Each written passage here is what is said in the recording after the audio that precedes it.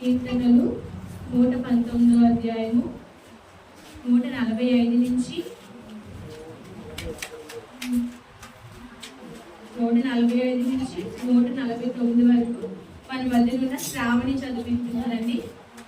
తర్వాత 150 నుంచి 152 వరకు మన మధ్యలో ఉన్న పండు చదివింపిస్తుంది.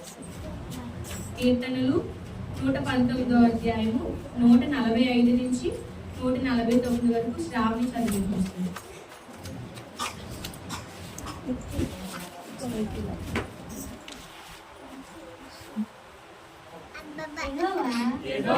హృదయపూర్వకంగా నేను మొరపెట్టుచున్నాను. నీ కట్టడలను నేను గైకొన్నట్లు నాకు ఉత్తరమిమ్ము. నేను నీకు మొరపెట్టుచున్నాను. నీ శాసనము చొప్పున నేను నడుచుకున్నట్లు నన్ను రక్షింపుము. తెల్లవారక మునుపే మొరపెట్టి తిని మాటల మీద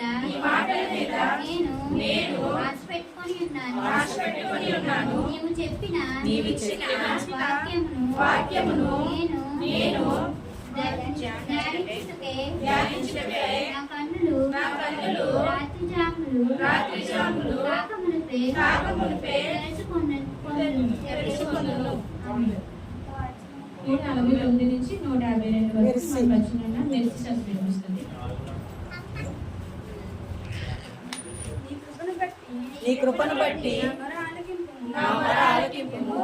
యెహోవా నీ వాక్యములను బట్టి నన్ను బ్రతికింపుము. దుష్కార్యములు చేయువారును నీ ధర్మశాస్త్రమును త్రోసివేయువారును నా యొద్దకు సమీపించుచున్నారు. యెహోవా సమీపముగా ఉన్నావు. నీ ఆజ్ఞలను సత్యమైనవి శాసనములను నీవు నిత్యముగా స్థిరపరచితివని పూర్వము నుండి వాటి వలనే తెలుసుకొని ఉన్నాను. ఇప్పుడు వాక్యం కొరకు మనలో ప్రార్థన నడిపించాం. మన మధ్యన జ్యోతి వచ్చి ఒక చిన్న ప్రార్థన చేసి మన వాక్యం నడిపిస్తారు మాస్టర్ గారు.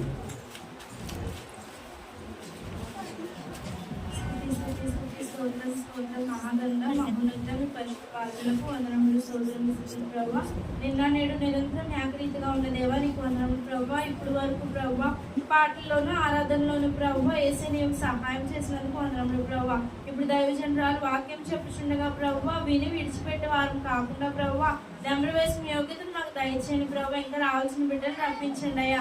వాక్యంలో నీ ఉండి సహాయం చేసి ప్రభావ ఏసే నీవే ప్రభు మాకు ఆశీర్వాదం నుంచి పంపించమని ఏసునామములో అడుగుతున్నాం తండ్రి. మనకి వాక్య సందేశాన్ని అందించడానికి మన మంచి